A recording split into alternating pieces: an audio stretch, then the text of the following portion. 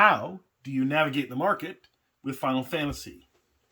So if you take the collector booster boxes and even the play booster boxes for Final Fantasy, the price was, extremely high in the case of the collector boxes, high in regards to the play boxes. And at some point, the play boxes will be reprinted. The collector boxes probably won't. And we're getting a bit of Christmas stuff for Final Fantasy, but not collector booster boxes. And I don't think even a special edition like the Lord of the Rings special Christmas collector boxes.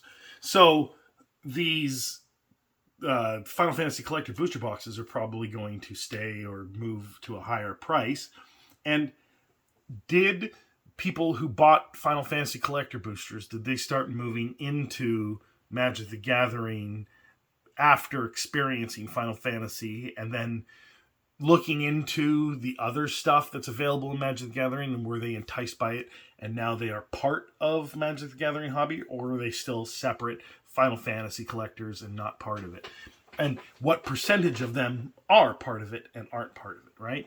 And then also, when they were buying the Final Fantasy boxes, did that kind of move people who were, buying collector boxes and maybe they felt priced out of the Final Fantasy collector boxes and they moved into other collector boxes, and that started the drift upward in price of these other collector boxes? And then, of course, the people who've always been sort of investing in Magic the Gathering, did they move into these collector boxes and sort of allow the Final Fantasy people to have, their little expensive box? And then, of course, the people who bought Lord of the Rings special edition collector boxes, they realized some profits on it probably and started moving into other collector boxes.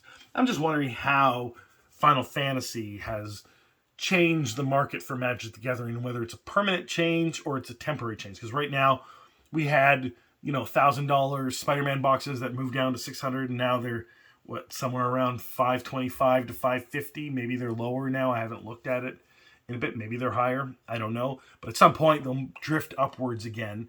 And a lot of people are speculating that this has burst the bubble, the Spider-Man crash, as you would call it.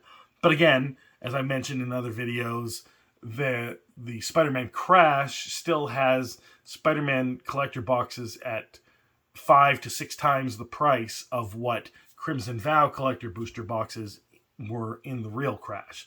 And I still contend that this is a consolidation phase. And are the new investors or the new collectors that are coming into the hobby, are they part of the consolidation, or have they already moved away and stayed away? And again, what percentage, and how is whatever percentage is staying going to affect the marketplace going forward? And, is the consolidation going to move to another leg up? Are we going to see another increase in prices from now till Christmas, or are we going to stay in a consolidation phase the whole time, or are prices going to go down? I'm just wondering how the market has been affected. Is it temporary affected, and what percentage of the people that were brought in with the Universes Beyond are permanent as opposed to temporary? Anyway, I just wonder these things. I wonder what's going to happen in the future, and I don't actually have the answers, and I don't necessarily have speculation. I'm not sure any of the people that are brought in are staying in Magic, and I'm not sure that they're not, right? So I'm actually completely on the fence about it, and I don't know, but maybe some of you geniuses will know in the comments below, and you'll let me know. So have a good day.